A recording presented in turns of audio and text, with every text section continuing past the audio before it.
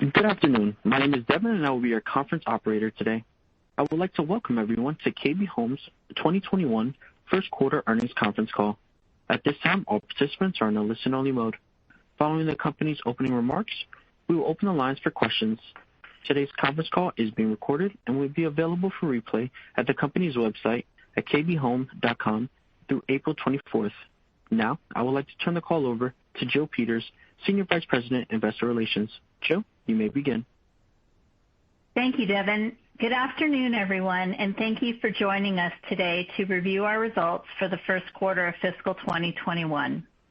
On the call are Jeff Mezger, Chairman, President, and Chief Executive Officer, Matt Mandino, Executive Vice President and Chief Operating Officer, Jeff Kaminski, Executive Vice President and Chief Financial Officer, Bill Hollinger, Senior Vice President and Chief Accounting Officer, and Thad Johnson, Senior Vice President and Treasurer.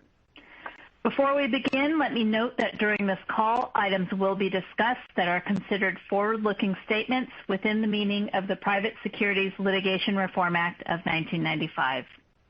These statements are not guarantees of future results, and the company does not undertake any obligation to update them. Due to factors outside of the company's control, including those detailed in today's press release and in filings with the Securities and Exchange Commission, actual results could be materially different from those stated or implied in the forward-looking statements. In addition, a reconciliation of the non-GAAP measures referenced during today's discussion to their most directly comparable GAAP measures can be found in today's press release and/or on the Investor Relations page of our website at kbhome.com. And with that, I will turn the call over to Jeff Mezger. Thank you, Jill, and good afternoon, everyone. We're off to a strong start in 2021 with solid execution in our first quarter that highlights our ability to strike an effective balance between capturing demand in this robust housing market and measurably increasing our margins. We are poised for profitable, returns-focused growth this year based on a number of factors, most notably our backlog, both its composition and size, the success of our newly opened communities, and a compelling lineup of planned openings for the remainder of the year. As to the details of the quarter, and diluted earnings per share 62% year over year in Texas, which shifted some deliveries from our first quarter into our second quarter. Texas is our largest market by units, and the severe weather shut down our operations for roughly 10 days in mid-February. We resumed activity in our communities by the last week of the month, and nearly all of the impacted homes have already been delivered. Our profitability was substantially higher year over year, with a more than 400 basis point increase in our operating income margin to 10.4%, excluding inventory-related charges. This result was driven by several key factors. First, strong demand for our personalized products at affordable price points and our success in balancing pace and price. Second, operating leverage from increasing our community absorption rate and the resulting higher revenues. Third, the ongoing benefit from the cost containment efforts we put in place last spring. And finally, the continuing tailwind from lower interest amortization. Our profitability per unit grew meaningfully to over $41,000 in the first quarter, 73% higher than in the prior year period. These results are also generating a healthy level of operating cash flow to fuel the expansion of our scale. In the first quarter, we increased our land investments by 37% year over year to roughly $560 million. We grew our lot position by approximately 3,000 lots since year-end to nearly 70,000 lots owned and controlled, and maintained our option lots at 40% of our total. We own or control all the lots we need to support our growth target for 2022, and although we remain opportunistic in seeking additional lots that can provide deliveries next year, We are now primarily approving land acquisitions for deliveries in 2023 and beyond. We are achieving our objectives in growing our lot count with a higher quality portfolio of assets and increasing our returns all at the same time. A healthy tension exists within our divisions as they work to expand their business while staying on strategy. We have experienced land teams in our markets who have strong local relationships with land developers and sellers, and we continue to see good deal flow that meets our investment criteria. Although every acquisition is different, requiring a tailored set of assumptions regarding the submarket, the number of lots, the type of product we plan to offer, and the price point, we are generally underwriting our deals to a monthly absorption of between 4 and 5. We're being prudent with our investments, yet opportunistic with pace and price based on market conditions once each community opens. Our long-standing approach has been to underwrite in today's dollars, and as such, our land deals reflect our current ASPs as well as our current costs and assume no future price appreciation or cost inflation. Geographically, we remain in close proximity to where we've been investing in land over the past couple of years, entering neighboring submarkets in order to grow our scale, but without moving to the more remote submarkets of each city. Our Las Vegas business provides a good example of this strategy. This division has increased its annual deliveries by almost 50% in the last 3 years and has achieved the #1 ranking in the market. We have a large business in Henderson at Inspirada, and we are well established in Summerlin. To expand further, we are investing more heavily in the northwest and southwest areas adjacent to our existing submarkets, which still offer good schools, shopping, and amenities at more affordable prices. In terms of deal size, we continue to acquire lots that typically represent a 1 to 2 year supply per community, consistent with our approach over the past several years. We remain on track with respect to our 2021 and 2022 community count goals that we shared with you in January as we execute on our growth plan. In the first quarter, we successfully opened 22 new communities out of the approximately 150 openings we anticipate for this year. As we look to the remainder of 2021, we continue to expect a sequential increase in our ending count each quarter and year-over-year community count growth in the fourth quarter. We remain well positioned to extend this growth into 2022 and still expect year-over-year community count expansion of at least 10% next year. Our monthly absorption per community accelerated to 6.4 net orders during the first quarter, a year-over-year gain of 39%. We achieved this sales rate even as we raised prices in the vast majority of our communities and managed lot releases in order to balance pace, price, and starts as we optimize each asset. Municipalities have increased their capacity for processing permits, heightening our ability to accelerate our starts, which were up 40% year over year in the first quarter. Going forward, we expect to continue matching starts to our order rates. While we have remained sensitive to affordability levels, throughout the past year, we have utilized price as our primary mechanism to manage our sales pace and to cover construction costs, which are under some pressure right now. That being said, our ASP expectation for this year reflects only mid-single-digit percentage growth year over year. This modest increase in our blended ASP reflects our effective approach to our community location and product positioning to help maintain affordability. By targeting the median household income in each submarket, and with our built-to-order approach, we provide the consumer flexibility in floor plan size and price enabling them to quickly adjust their purchase decision if interest rates increase further. We strive to position our communities below the new home median price and at a reasonable premium to an older resale home. Each of our divisions is aligned with this strategy, and in some cases, we are finding that we are actually below median resale levels as well, given the steeper appreciation in price that the existing home market has experienced. We offer floor plans below 1,600 square feet in approximately 75% of our communities. However, the median square footage of our homes in backlog is almost 2,100 square feet, which is consistent with the median footage of homes we delivered in 2020.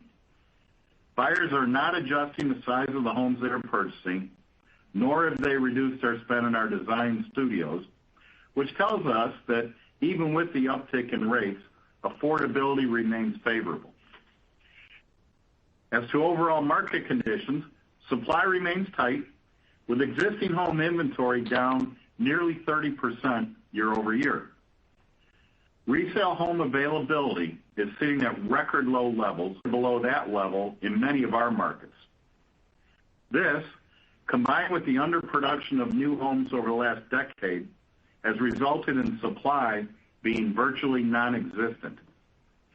In terms of demand, mortgage rates, while higher relative to where they were in January, are down year over year and remain attractive, generally around the low 3% range for a 30-year fixed-rate mortgage.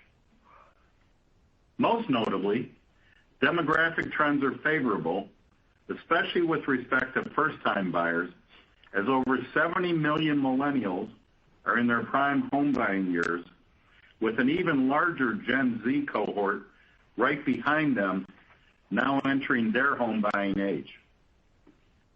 As a result of all these factors, but particularly the strong demographics, we believe demand will stay healthy for the foreseeable future. Net orders in the first quarter grew 23% year over year to nearly 4,300, a solid result given the strength in net orders that we experienced in the prior year's first quarter. Net orders increased as the quarter unfolded, reflecting typical seasonal trends, and remained at high levels exiting the quarter.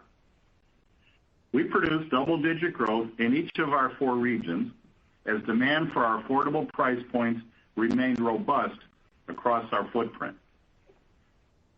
We continue to observe trends in our underlying order data that are consistent with the patterns that emerged in the second half of last year. Buyers favored a personalized, built-to-order home, and millennials represented our largest segment of buyers. The increasing presence of this cohort in our order activity is naturally translating into a higher percentage of deliveries to first-time buyers, at 65% of our deliveries in the first quarter, up 11 percentage points year over year. The pent-up demand among first-time buyers and their ease of mobility is an advantage for us, given our expertise in serving these buyers, along with our locations, products, and price points. We offer features in our homes that today's consumers value. A prime example of these features is our advanced energy efficiency, which helps to lower the total cost of home ownership. We lead the industry in building Energy Star certified new homes, having delivered more than 150,000 of these homes to date, as well as over 11,000 solar-powered homes. As a result of our leadership, we were the only national home builder to be named ESG Practices Sustainability Report. We are excited to share our latest achievements in the 14th edition of our report, which is scheduled for release in conjunction with Earth Day next month.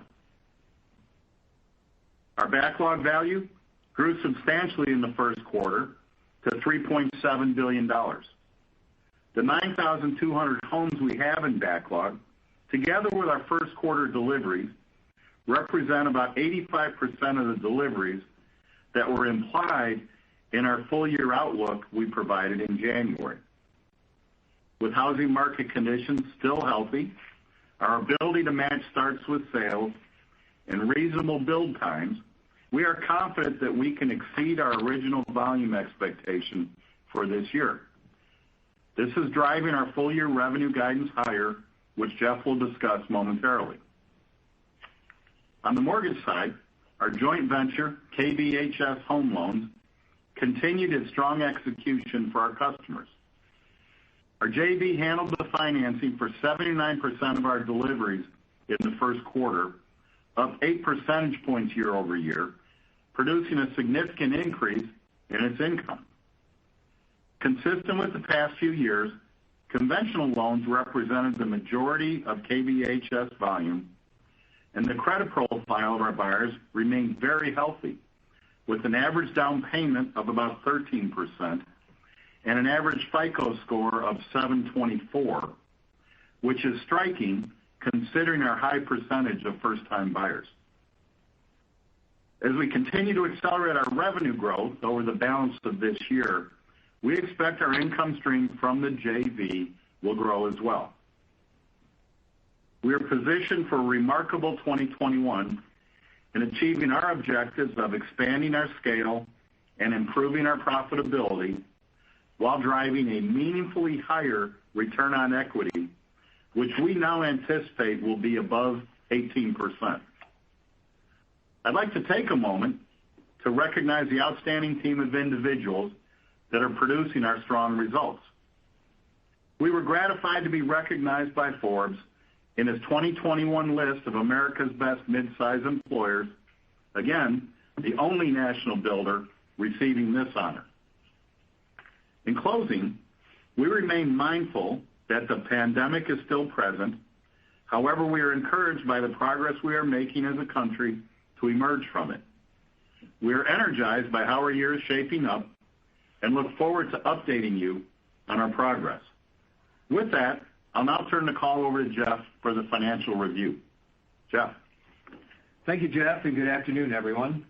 I will now cover highlights of our 2021 first quarter financial performance, as well as provide our second quarter and full year outlook. We are very pleased with our first quarter results, with higher housing revenues and considerable expansion in our operating margin, driving a 62% increase in our diluted earnings per share. In addition, strong net orders in the quarter, combined with our substantial beginning backlog, resulted in a 74% year-over-year increase in our quarter-end backlog value, supporting our raised revenue and margin outlook for 2021. In the first quarter, our housing revenues of $1.14 billion rose 6% from a year ago, reflecting increases in both homes delivered and the overall average selling price of those homes. Looking ahead to the 2021 second quarter, we expect to generate housing revenues in the range of $1.42 to $1.5 billion. For the full year, we are forecasting housing revenues in a range of $5.7 to $6.1 billion, up $150 million at the midpoint as compared to our prior guidance. We believe we are well positioned to achieve this top-line performance, supported by our first quarter ending backlog value of approximately $3.7 billion and our expectation of continued strong housing market conditions. In the first quarter, our overall average selling price of homes delivered increased 2% year over year to approximately $397,000, reflecting variances ranging from a 5% decline in our West Coast region to an 11% increase in our Southwest region. The West Coast decline was mainly attributable to product and geographic mix shifts of homes delivered. For the 2021 second quarter, we are projecting an average selling price of approximately $405,000. We believe our overall average selling price for the full year will be in the range of $405,000 to $415,000, a relatively modest year-over-year increase and a result of our focus on offering affordable product across our footprint. Home building operating income for the first quarter increased 90% to $114.1 million from $60.2 million for the year earlier quarter. The current quarter included inventory-related charges of $4.1 million versus $5.7 million a year ago. Our home building operating income margin improved to 10.0% compared to 5.6% for the 2020 first quarter.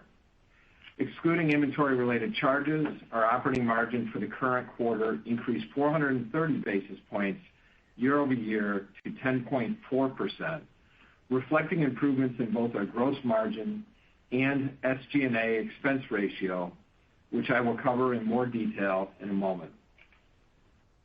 For the 2021 second quarter, we anticipate our home building operating income margin, excluding the impact of any inventory-related charges, will be in a range of 10.0 to 10.5%. For the full year, we expect this metric to be in a range of 11.0 to 11.8%, which represents an improvement of 310 basis points at the midpoint as compared to the prior year. Our 2021 first quarter housing gross profit margin improved 340 basis points to 20.8%. Excluding inventory-related charges, our gross margin for the quarter increased to 21.1% from 17.9% for the prior year quarter. This improvement reflected the favorable impact of selling price increases outpacing construction cost inflation, increased operating leverage on fixed costs, and lower amortization of previously capitalized interest. Assuming no inventory-related charges, we are forecasting a housing gross profit margin for the 2021 second quarter in a range of 20.5 to 21.1%. We expect our full-year gross margin, excluding inventory-related charges, to be in a range of 21 to 22%, an improvement of 70 basis points at the midpoint compared to our prior guidance, and up 190 basis points year-over-year. Our selling, general, and administrative expense ratio of 10.7% for the first quarter reflected an improvement of 110 basis points from a year ago, mainly due to the continued containment of costs following overhead reductions implemented in the early stages of the COVID-19 pandemic, lower advertising costs, and increased operating leverage from higher housing revenues. We are forecasting our 2021 second quarter SG&A ratio to be in a range of 10.4 to 10.8%, a significant improvement compared to the pandemic-impacted prior year period, as we expect to realize favorable leverage impacts from an anticipated increase in housing revenues. We still expect that our full-year SG&A expense ratio will be approximately 9.9 to 10.3%, which represents an improvement of 120 basis points at the midpoint compared to the prior year. Our income tax expense of $26.5 million for the first quarter represented an effective tax rate of approximately 21% and was favorably impacted by excess tax benefits from stock-based compensation and federal tax credits relating to current year deliveries of energy-efficient homes, the cornerstone of our industry-leading sustainability program. We currently expect our effective tax rate for both the 2021 second quarter and full year to be approximately 24%, including the impact of energy tax credits relating to current year deliveries. Overall, we reported net income of $97.1 million, or $1.02 per diluted share for the first quarter, compared to $59.7 million, or 63 cents per diluted share for the prior year period. Turning now to community count, our first quarter average of 223 was down 11% from the corresponding 2020 quarter, primarily due to strong net order activity driving accelerated community closeouts over the past 12 months. Consistent with our forecast, we ended the quarter with 209 communities, down 16% from a year ago. We believe our quarter-end community count represents the low point for the year, as grand openings are expected to outpace closeouts during each of the remaining quarters. While we expect this dynamic to result in a sequential increase of 5 to 10 communities by the end of the second quarter, we anticipate our second quarter average community count will be down by a low to mid double-digit percentage on a year-over-year basis. We currently expect continued strong market conditions to drive an elevated number of community closeouts during the remainder of the year, resulting in a single-digit year-over-year percentage increase in our community count at year-end. However, we remain very focused on our goal of meaningfully growing our community count. Given our land pipeline and current schedule of community openings, we are confident that we will achieve at least a 10% increase in our 2022 community count to support further market share gains and growth in housing revenues. During the first quarter, to drive future community openings, we invested $556 million in land and land development, including a 43% year-over-year increase in land acquisition investments to $275 million. At quarter end, total liquidity was approximately $1.4 billion, including $788 million of available capacity under our unsecured revolving credit facility. We had no borrowings under the credit facility in the 2021 first quarter. Our debt-to-capital ratio was 38.9% at quarter end, and we expect continued improvement through the end of the year. We still expect strong operating cash flow in the current year to fund levels of land acquisition and development investment needed to support our targeted future growth in community count and housing revenues. Given our current community portfolio and backlog, along with expected ongoing strength in the housing market, we continue to expect significant year-over-year improvement in our revenues, profitability, credit, and return metrics in 2021. In summary, using the midpoints of our new guidance ranges, we expect a 42% year-over-year increase in housing revenues and significant expansion of our operating margin to 11.4%, driven by improvements in both gross margin and our SG&A expense ratio. In addition, achieving our new revenue and profitability expectations would drive a return on equity of over 18% for the year. These expected results reflect our view that continued emphasis on our returns-focused growth strategy will enable us to further enhance long-term stockholder value. We will now take your questions. Please open the lines. At this time, we will be conducting a question-and-answer session. If you would like to ask a question, please press star one on your telephone keypad. A confirmation tone will indicate your line is in the question queue. You may press star two if you would like to remove your question from the queue. For participants using speaker equipment, it may be necessary to pick up your handset before pressing the star keys. As a reminder, when asking a question, we ask that you limit yourself to one main question and one follow-up.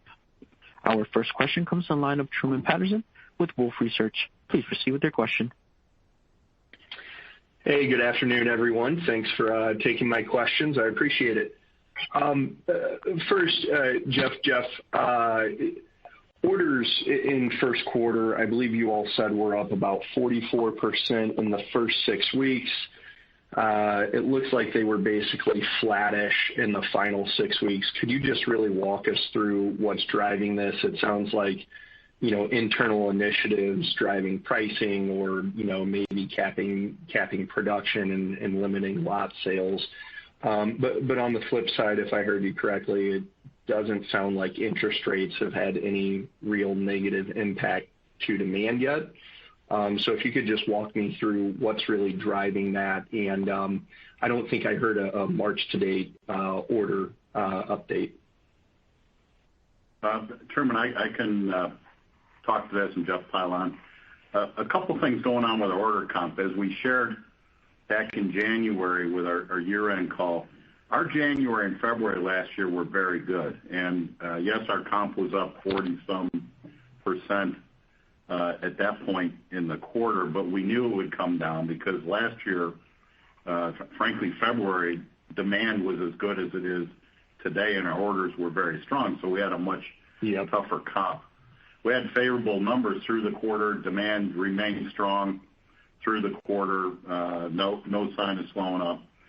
So you had this math on the comp, while at the same time we did take some steps in February in particular to slow down sales a bit and capture the price opportunity that's out there. We have a large backlog. We're balancing our starts with our sales and our backlog, and we elected to go for more price and more margin opportunity and still generated a pretty significant orders per community for the quarter at 6.4. So I think that answered your question on the comp. Actually, the comp ended up about where we guided in the first quarter call because we said it would come down. We didn't talk specifically to March in that, as everyone on the call knows, we had a very disrupted Q2 last year, and for the quarter, the comp's going to be very large, but it isn't really a reflection on what we're doing now. It's a reflection on the speed bump we had in orders last year. So rather than give a distorted number, I just share that demand trends remain very strong right now. We're not seeing any impact from interest rates. Affordability is still favorable, and as you look at our Q2 from last year, the comp is going to be incredible. Okay. And maybe asked another way, you all did a little bit under 4,300 orders and you're matching starts to orders. Is that a level that you're comfortable with? Yeah, our starts were up 40% in the first quarter, and we'll continue to keep our starts and our sales in line. And if we can keep starting at the pace we're at, we'll keep selling at the pace we're at. Okay. And on your community count, I believe you said at the year end of 21 up low to mid single digits, and then in 2022 you're comfortable with 10% growth. Could you just run through what absorptions is included in that guidance, and could you just talk a little bit or characterize the health of the horizontal land developers and the municipalities, the regulatory process? Are you seeing any incremental tightness that might delay some community openings? Right. I could talk a little bit about the community count, and maybe Jeff, if you want to comment on the land development. But as far as the community count numbers go, the largest variable, like always, is in our closeouts. Our focus right now is on getting our openings up and running and driving count based on that. If we get to the end of the year and we have some variance in count up or down, it's just going to be a trade-off between the community count and our backlog numbers, frankly. So if the pace continues at the current levels or even goes higher than what we've seen, we may close out a few more communities, but those sales would obviously end up in backlog and not really impact either current year revenues or next year revenues. We think we'll still be around the same number. So we're just driving towards that.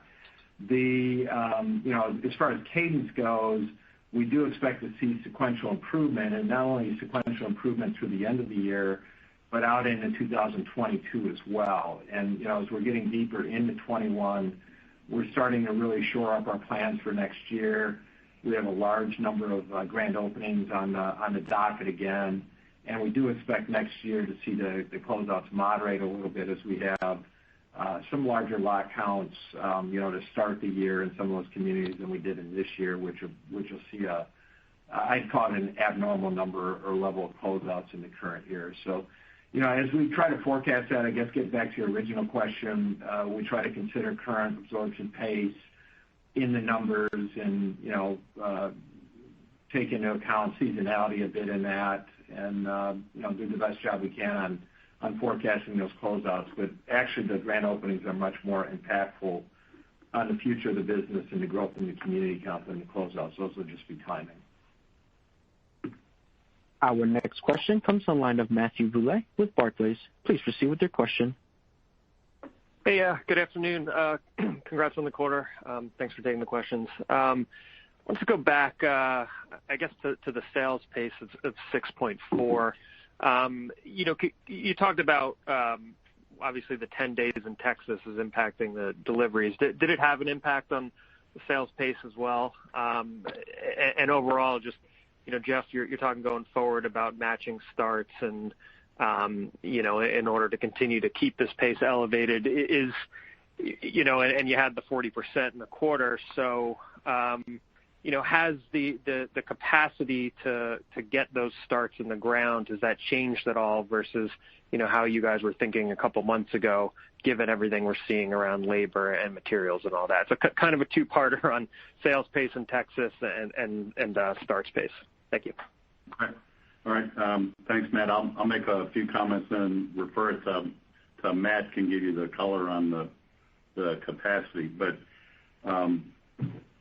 in Texas in February, it impacted deliveries more than it would impact sales. Sales are in the queue for a while, and it's more of a paper process. You can do it virtually. People can do it from their apartment, and we can do it remotely as well. On the delivery side, where we got pinched was the last group of city finals, the last group of appraisals that you need when the home is completed, those type of things. So I would say that it was a slight speed bump in deliveries, and I shared that we've already closed the vast majority of them here in March.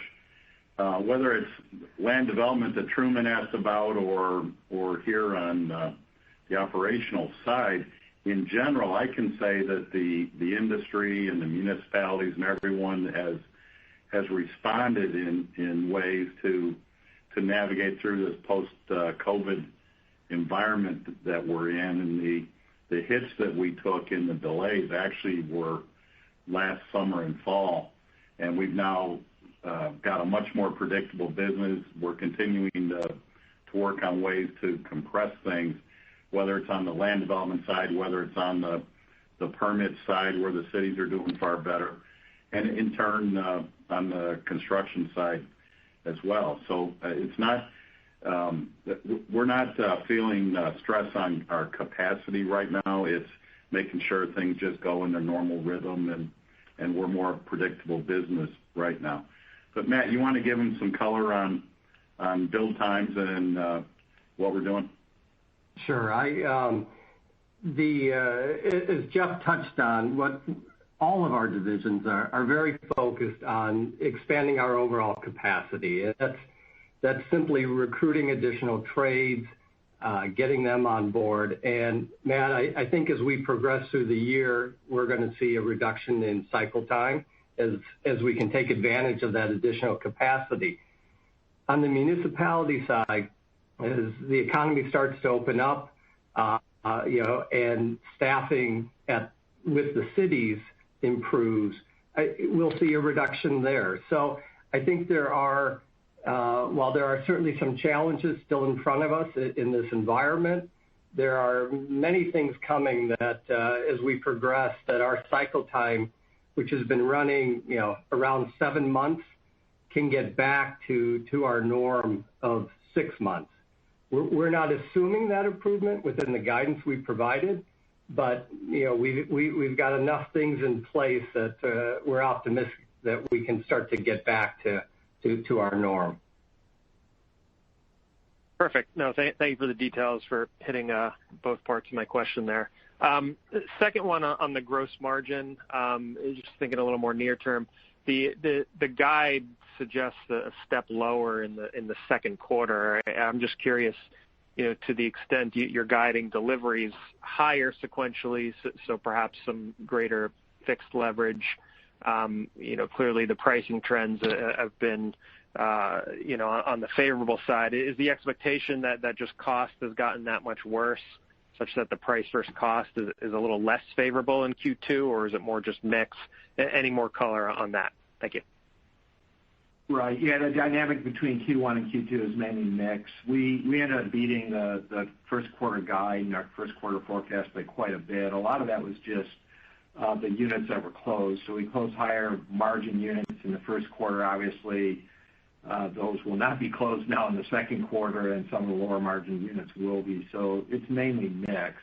If you really look at the guide for the full year, the second half margin is going to be closer to 22% margin, and the first half margins altogether for the first 6 months will be closer to 21%.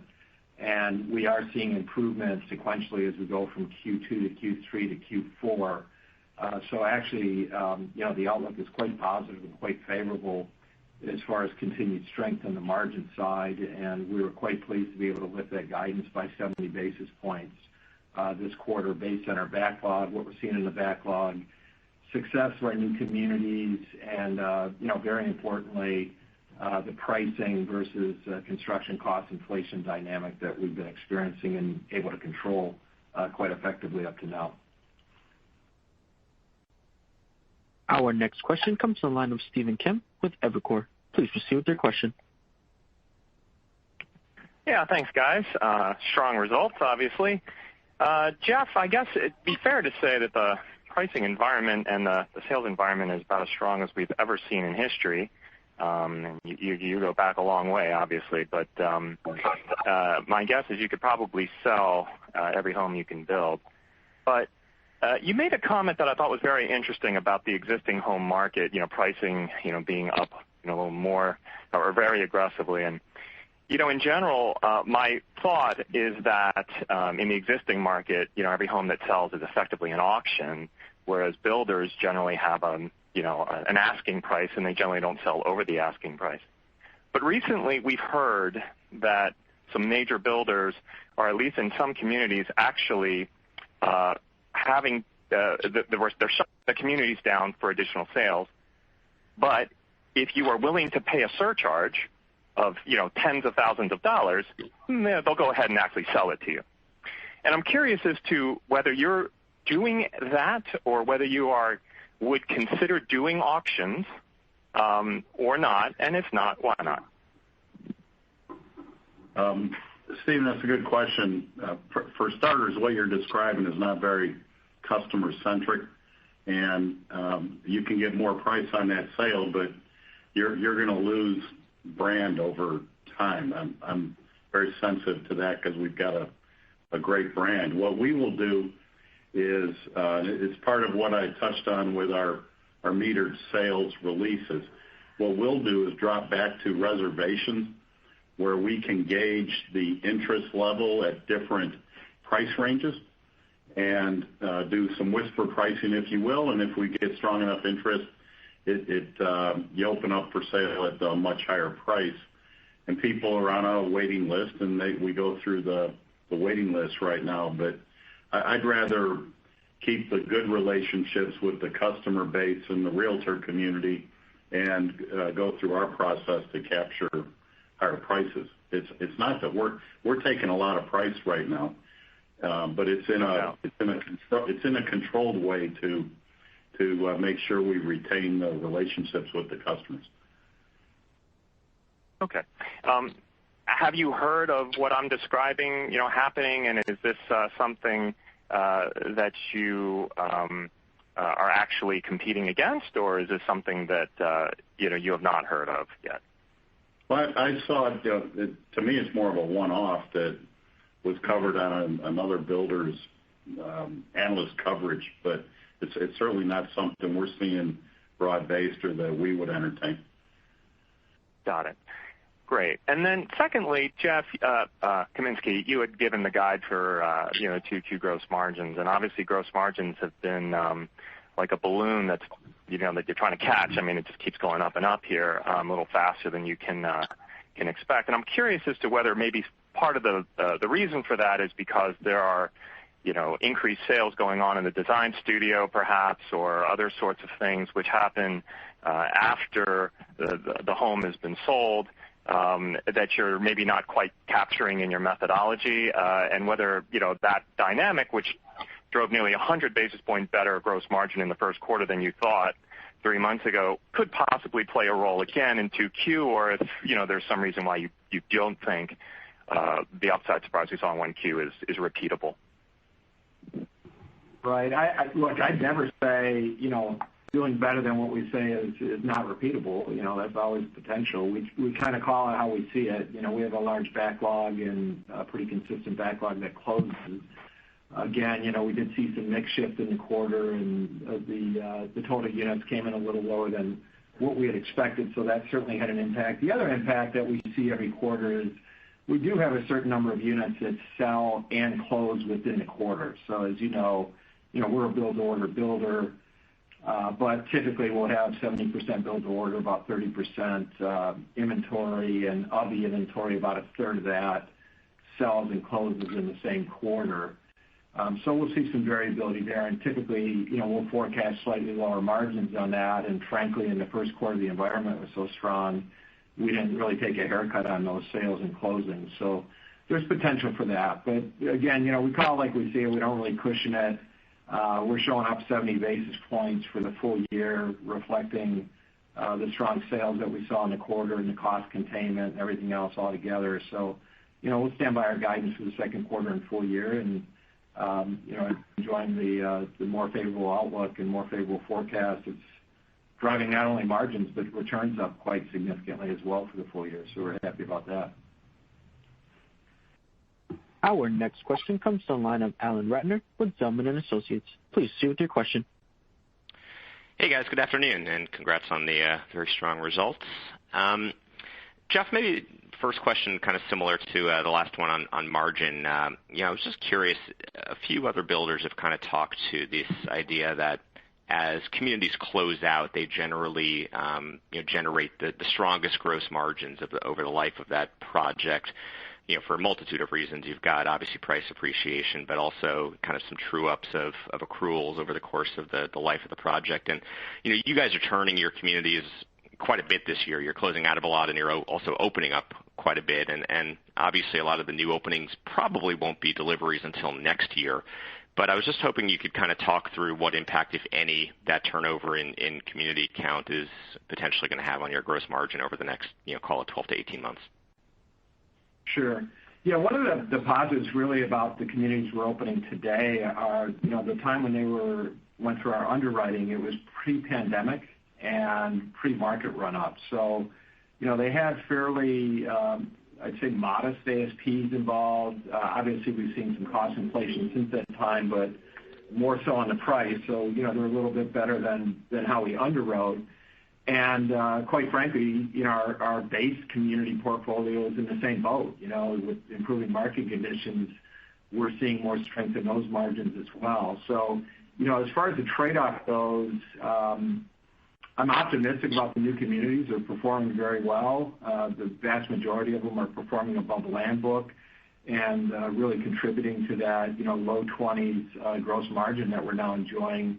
And I don't see any real risk of that, coming off the rails just because we opened a bunch of new communities. And it's been so far so good. We've closed quite a few communities over the last 2 or 3 quarters have closed out, and the replacements that have come in have been, haven't really missed a beat. We've been right there on the margin side. So as far as the portfolio itself goes, it's solid and it's improving.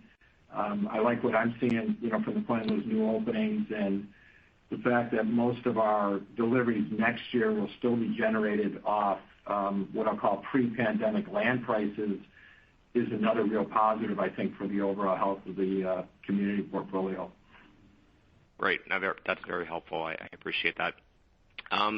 Second question, maybe for Jeff M. Just, obviously, your built-to-order model, your buyers are sitting in your backlog for a while, and rates have moved. I know you don't seem overly concerned about that, but I'm curious. Your can rate right now is probably at all-time lows, if not pretty close to it. So, have you seen any increased chatter or call volume from buyers in backlog that are asking questions about locking in rates or what they could do to lock in rates to prevent further increases going forward, or anything that would be a potential warning sign about that there's some skittishness unfolding there? Yeah, I wouldn't call it skittishness necessarily, Alan. They are coming in now and asking to lock their rates, which when rates are sliding, they don't like to do. And as soon as they hear rates are going up, they'll lock. And the lock program we have covers the time to build the home. So if they think rates are going up and they want to come in and lock, we accommodate that. But, Matt, you have any other color you want to give on that? Yeah, Alan, taking a look at our pipeline of what we have currently, the percentage of buyers who have elected to lock is 10 to 15%. and that's very comparable to where we were a year ago. So even with the headlines on rates and rates potentially moving up, it has not triggered our buyers to make an additional step. But the good thing is we have a program in place. The buyer elects to do that. We can put them in that lock, but have not seen that happen yet, Alan. Our next question comes from the line of Susan Maklari with Goldman Sachs. Please proceed with your question. Thank you. Good afternoon, everyone. My first question is, can you talk a little bit about the construction costs that you're seeing, how inflation kind of came through in the quarter and how you're thinking about that as we look through the next couple of quarters? Want to talk to based on Sure. So, as far as construction costs go, the percentage of overall average selling price, it's remained incredibly steady and constant for quite some time now. So, what we've been saying and doing, we continue to see, which is offsetting inflation on the construction cost side with selling prices, and that's working quite effectively. There are concerns, obviously, in a tight market and a hot market like we're seeing now. There's a lot of pressure on the supply chain, both in materials in certain commodity categories as well as in labor. And our purchasing folks are very, very busy right now trying to manage that, and they're doing a really good job. It's very challenging. It's a challenging environment, but they get paid to solve problems, and they've been solving the problems. So I think what we're really seeing now is just our ability to just continue to rely on our long-term relationships, and whether they're with some of the large national suppliers that we've had in partnership or that we've been in partnership with for a long time, or some of the large local, labor providers and subcontractors.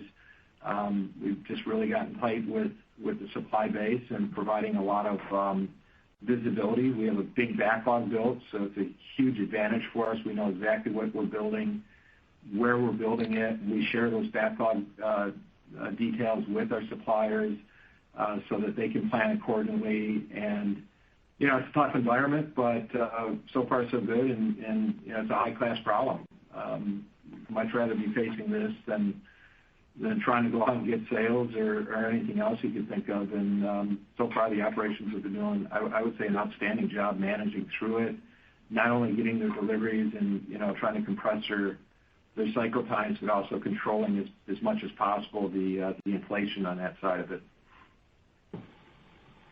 Okay, that's very helpful color. And then my next question is, going back to the question around higher rates, one of the things that we have heard is that, with the savings rate having risen pretty significantly last year and stimulus money coming through, and the fact that just home prices overall have risen, some people that are, either doing a move up or some, moving from an existing home to a new home are putting more down payment down to help obfuscate or to help mitigate the impact of the higher rates. And I know you mentioned that your average down payment's around 13% or so. Have you seen that change at all? Are you seeing that people are able to put more down? And is that to any extent kind of helping in terms of the rate environment and their ability to get in there and get all the options and the upgrades and all those kinds of things that they still want? Susan, I don't know that the 13% has changed much in the last couple of years. Maybe a percentage point, no more. But if you put it in the context of 65% of the buyers were first-time buyers in the quarter, and our average selling price about $400, so they're putting $50,000 down on their home purchase. And in the traditional lens, a first-time buyer is going FHA, putting down the minimum because that's all they have. This is a well-heeled first-time buyer, and it's what we've been catering to for the last couple of years. So, FICO score of 724, they can borrow more. They're not stressed in qualifying, and I don't think they're draining the bank at closing either. I think they have a liquidity left over. Matt, do you have any other color on that relative to the studio or? Well, or just as you think about the loan product that they're selecting, a year ago they were 55% conventional, and we're still seeing that. So there just has not been a significant movement over the last 6 quarters on the loan that they're selecting. And as Jeff touched on in his comments, this is a high credit score. This is a buyer in a very strong position and ready to move forward. And is this the millennial who waited and has now been able to accumulate a very strong deposit, good credit score? That's what we're seeing. And our next question comes from the line of John Lovallo with Bank of America. Please proceed with your question. Hey guys, thank you for taking my questions tonight.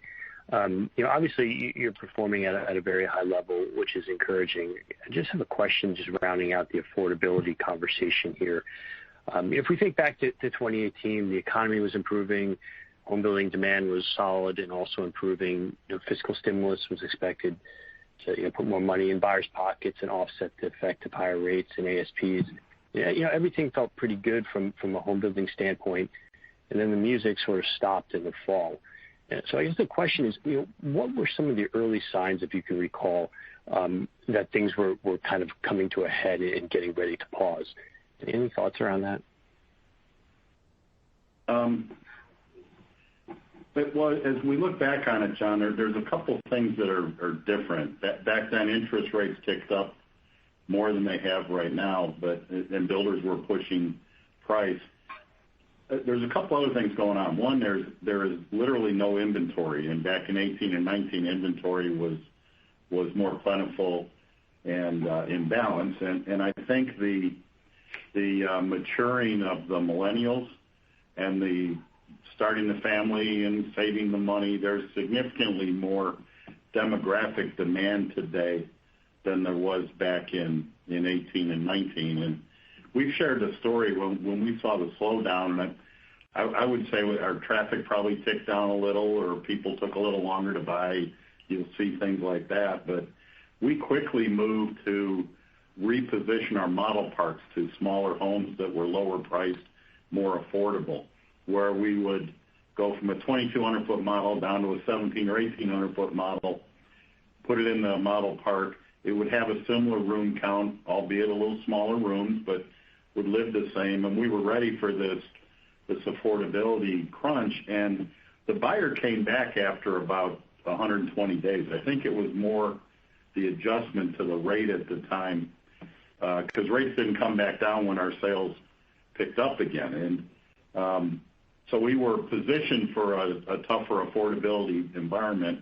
And the buyer came right back. Rates then did come down, and we didn't need to take advantage of what we had done. And our average home size today is similar to what it was back in 18 and 19, but we're well positioned if it were to happen again, because we still have the product out there and can move just as quickly. And we've actually done a lot of look-back research right now, because this is so topical. And if you look at many of our markets, we took same communities where we've moved price, but rates are lower. And in some cases, the payment right now, year over year, is up $30. I think the worst one I saw was up $180 in that community. So this move with interest rates, while it's come up a little bit, it's still pretty compelling out there, and affordability still, as I said in my comments, still very favorable. Okay, that's helpful, Jeff. And then, maybe one other one. I think you mentioned that your land purchases are pretty consistent with recent history at sort of 1 to 2 years supply per community. One of the things that we've heard from folks in the field is that other builders may not be being quite as disciplined and are buying lots in greater size and paying up quite a bit for some of these lots. Are you seeing any of this kind of land grab in any of the markets that you're competing in? Well, we are seeing larger purchases occur, and somebody wants to do that, and that's their strategy. Hopefully it works out for them. We like our approach. We like to be in the community, make your money being a home builder, turn the asset, move on, and we think over time that's part of why our return on equity is increasing so well, where we're now up north of 18, and we call it returns-focused growth, and if you can keep turning your assets, generate your profits, generate your cash, move on to the next one like we've effectively done, you can get to very nice returns along the way. And we think our approach is the right one. Our next question comes to the line of Michael Rehaut with J.P. Morgan. Please proceed with your question. Thanks. Good afternoon, everyone. Just a couple of questions here, maybe more clarifications. On the guidance, I was just curious on the raising of the revenues, which is obviously encouraging given some of the timing issues in first quarter, second quarter. But at the same time, it sounded interesting that you did not lower SG&A, which typically, all else equal, would have some operating leverage against that higher revenue. So any comments around that, would be helpful. Right. Yeah. The leverage impact on the $150 million raise is not terribly significant. We are trying to prepare the company and moving the company to a larger scale. So we're pushing that pretty hard. And as we're scaling up the business, we're trying to scale up the resources at the same time. So you're seeing a little bit of SG&A like dollar build as you go through the year. We also have a lot of new communities opening. As Jeff mentioned, we're looking to open about 150 communities this year. That's about 50% up on what we've seen last year. And in fact, over the last 2 or 3 years, it's a pretty large step up, and you end up, you put in a little more expense up front on that. But we're seeing pretty nice leverage. We're going to see a nice step down in SG&A second quarter as compared to second quarter of last year. And for the full year, we'll see some progress on the SG&A side as well. So we're pleased with that, and it's driving a very strong operating margin for us as well as we go through the year. We'll continue to look for opportunities and continue to cost contain on the SG&A side, but first and foremost for us is to get this operating model scaled up, and we'll continue to invest to get it scaled up. And we're seeing a lot of success, obviously, on the order side and the construction side now with our starts, basically matching our sales pace. So we want to continue to support it with company resources as we move forward. No, that's great, Jeff. Thank you for that. Secondly, I just wanted to zero in a little bit on current demand trends, and I know obviously been discussed a lot so far this call. And you've noted that you basically haven't seen much of an impact or any of an impact from rates so far. Demand trends remain strong. So are we to take that look, you did that 6.4 orders per month per community in the first quarter. Should we be expecting something similar or even slightly stronger as you typically get some improvement as you go through the spring selling season? Is that a fair expectation? And again, obviously you're trying to match sales pace with starts. So maybe, the answer is, we're seeing a capacity limit on starts and expect a similar sales pace, but just trying to get a sense for how we should think about 2Q on that regard, because again, you've said demand does remain strong. You are looking to maintain this starts pace. So, just trying to, logic would say perhaps that you would be able to hit a similar sales pace, if not a little bit stronger, just given the general seasonal improvement.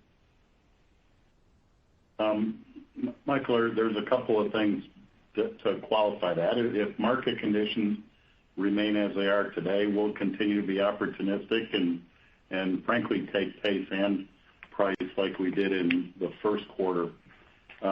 If you think of our business model and our stated blended absorptions 5 a month, and the spring is the stronger time of year, so to average 5 a month for a year, you're going to be 6.5 in our second quarter. So I think it's fair to assume similar absorptions to what we saw in Q1. And at that level, we hit the starts everywhere, and we're in a nice balance and a nice rhythm to deliver on the year and set up a growth for 22. I think that's a reasonable assumption. Our final question comes from the line of Mike Dahl with RBC Capital Markets. Please proceed with your question. Hey, thanks for squeezing me in, and appreciate the color so far. I guess, Jeff, just a quick follow-up on that. I wanted to ask about just how the kind of phasing of lot releases plays into the pace, and maybe if you could give any quantification around what percentage of your communities you've shifted to a phased release model, and anything around kind of what those phases or timing of those phases actually look like compared to, say, 3 or 6 months ago, if they're either shorter or longer periods in between when you release the next set of lots. Matt, you want to take that? Sure. As we look at our business, we think about each community and how we underwrote that deal and what was that pace that we used to underwrite it. We will toggle as we move forward and occasionally tap the brake, so to speak, and restrict some of the releases within a given week. But it does vary by community, and it's fluid, and I don't mean to be vague, because in some cases we will elect to continue to run it at an accelerated pace if we secured an additional community that could be in the same submarket. If that community is progressing and is going to be in place, we will take that current community and run it at a slightly accelerated pace. So it is a weekly community by community type analysis and review that I do with all of our division presidents in trying to meter it out, but also make sure that we're positioning ourselves for growth as we're moving through the year. So, Mike, I don't know if that hit what you were looking for. If not, feel free to, clarification question. Oh, that helps, Matt. Thank you. My second question, I know you guys have spoken numerous times throughout the call around kind of on the cost side and price cost side and matching price with cost, so that clearly exceeding cost with your pricing based on the margin guide. I was wondering if I could get a little more color on this, your overall ASP expected to be up 5% for the year. Clearly there's some mix impact there. Any quantification that you could provide on what your underlying price per square foot trends would be doing, or any other way that you would kind of normalize that and help us understand a bit better what kind of the true core pricing power is? Sure. Yeah, the number one driver on the cost side has been lumber, as we all know. When you look outside of that across all the other commodity categories, there's been ups and downs, including labor costs, but it really hasn't moved the needle much. So, the whole game, the whole story on cost has been on lumber, and it's a commodity, and it's a market where there's future pricing and everything else, and they're expected to come down as we go through the year, but who knows? What I can tell you is when you look at our forecast, we're fairly consistent in our total cost percentage of ASP relative to the quarterly cadence as we go through the year, Q1 through Q4. So it's about matching on a percentage basis what you're seeing on the selling price side, of what we're currently forecasting. But just caution, a lot of variability on the lumber. I think at a point in time, this whole lumber issue is going to become more of a tailwind for the industry and for everyone than what we've seen. I think there is a limit to how high it can go. I'm not sure what that limit is just yet. I'm not sure the timing of it, but I do believe that's going to come back into a range we're more accustomed to, and I think there's going to actually be some upside coming off of that. But for now, it's been satisfying, and we're very thankful that we've been able to manage the costs as well as we have, given the big pressures on lumber and continuing to keep the construction machine going and the costs in a fairly, I'd say, a good state of control given the margin expansion that we're seeing and being able to take advantage of what we're seeing in the market and offsetting the cost inflation. So, no, I'm not overly concerned at this point. And in fact, we've been confident enough in and thought about the year favorably enough to lift the margin guidance as we go. So we're actually even feeling a little bit better about profitability than we were 3 months ago. And with that, this concludes today's question and answer session, as well as today's conference call. You may now disconnect your lines at this time. Thank you for your participation, and have a wonderful day.